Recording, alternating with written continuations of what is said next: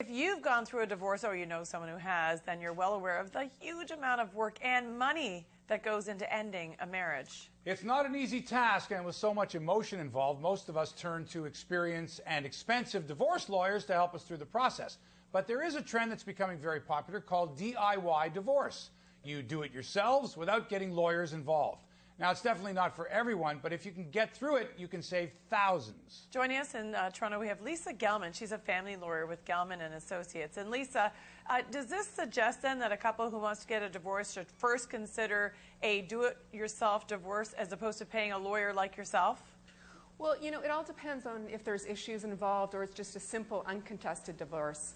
Simple uncontested divorce where there's no other issues but just the divorce is very plain and simple, and yes, that's a fantastic way for people to save costs, and they can go online, our website or many other places, and download the documents and do it themselves.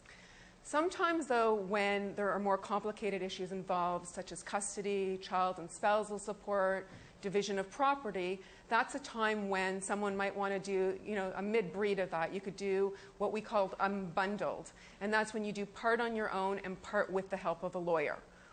So you're saying basically that an uncontested divorce is both agree that they don't want to be together anymore.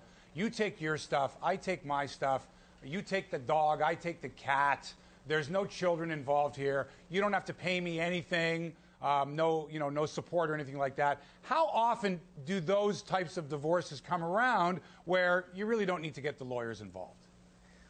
Well, they do come up. A lot of people are amicable, and thankfully for the kids too, and they decide there's no assets to divide, the kids are old enough, there's no custody issues, and they go for an uncontested divorce, and the costs for that with all the disbursements to themselves will only be about $500. But isn't it true, sorry Lisa, isn't it true that you would have, there would have to be virtually no emotional involvement at all for either side in order for this to work?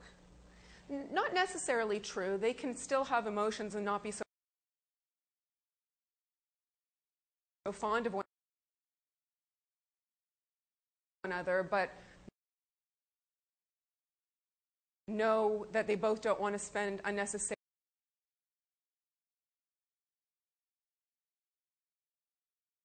fees on lawyers and talking about things that aren't necessary. So again, it's just if they want the simple divorce,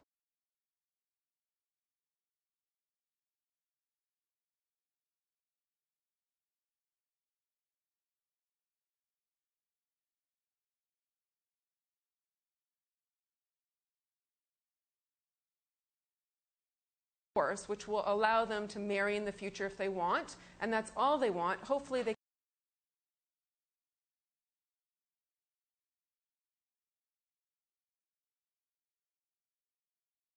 could be on the same page.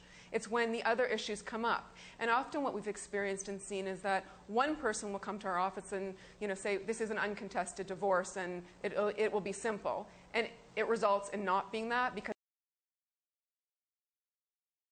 the other side has a very different view, and then it goes from there. Okay, so can you give us an idea of sort of what's the average price that couples spend to get divorced?